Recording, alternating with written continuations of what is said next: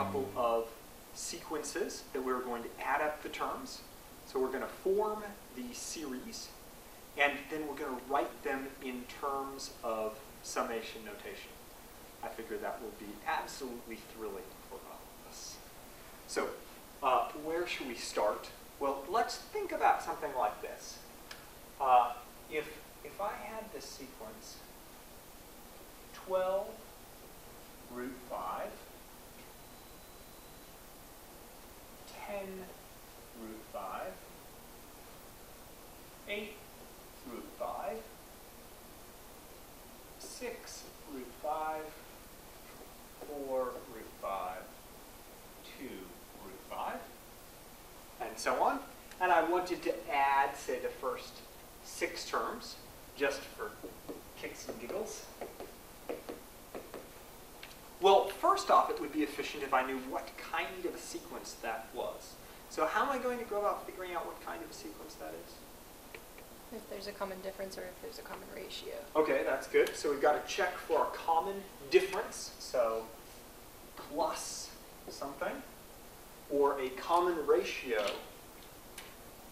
Maybe it's times something. That would then go every term. Which do you think it is? Plus. Or plus. well, yeah, plus. Plus? Okay, Plus negative 2. Plus negative 2. Okay, so let's see. Minus 2.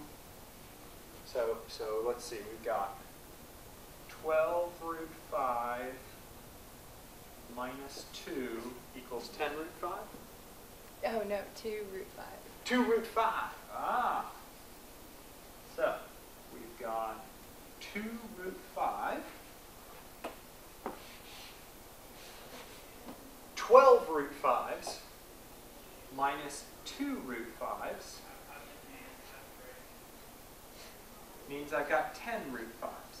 Now remember, square root of 5, that's a number. It's a little bigger than 2. And so if you think about, you have groups of root 5, you've got 12 of them, and I steal 2 of them, you only have 10 left. Yeah, okay. But then the next day I come back, and I steal 2 more. This is kind of like your lecture. Because, you know, we're kind of prepping for middle school. So this is how it works in middle school, right? And the next day, you've still got a few left in your locker. I steal 2 more. But you're still afraid to report me to the principal because I'm kind of cool and you don't want me not to invite you to my birthday party and all that good stuff, right? So that's what we've got going there. Okay, so how do I write this sequence? I'm not adding the terms yet. I'm just writing the sequence. How do I write the sequence in summation notation? You have to have the first term, which is 12 squared 5. Let me restate that. How do I write the sequence in closed form? Say it again. So you have to have the first term. First term? Which is 12 square root 5. And then plus whatever your common difference is times. And what's my common difference? Negative 2 square root 5. Okay, so plus. Well, minus. Yeah. My common difference, or minus 2 root 5 times minus 1. Make a little room for myself there. And It should be negative. I guess that should be negative, right? And minus 1. Okay, so now I've got the sequence. How do I write down adding up the first 6 terms? We call this the 6th partial sum.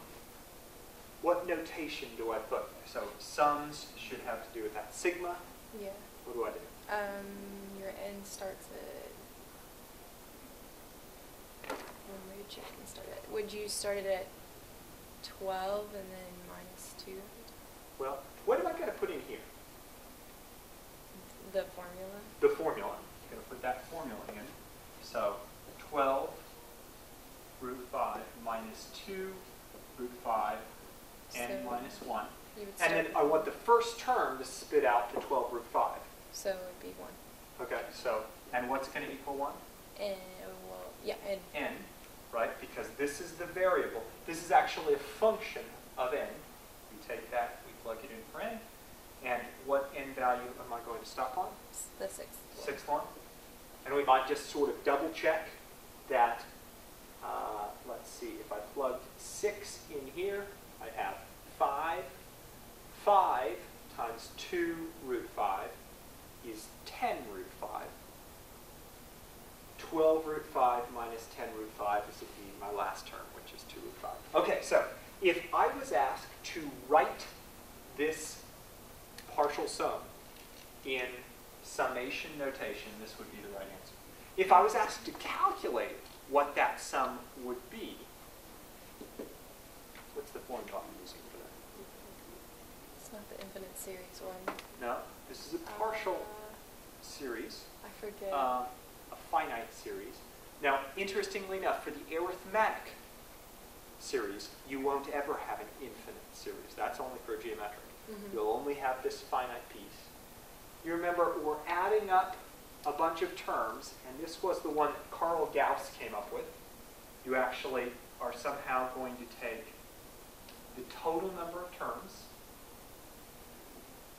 divided by 2 times the first term plus the last term. So we look at this. I say I have a total of how many terms? 6. 6 terms. The first term is 12 root 5. The last term is 2 root 5. So let's see. That's 3. What's 12 root 5 plus 2 root 5? 14 root 5. 14 root 5. How do I multiply 3 times 14 root 5? Whatever 3 times 14 is. Good. Whatever 3 times 14 is, and you leave the root 5. Mm-hmm. So the 3 doesn't affect the root 5 at all. 3 times 14, let's see, 3 times 4 is 12. 3 times 10 is 30. 12 plus 30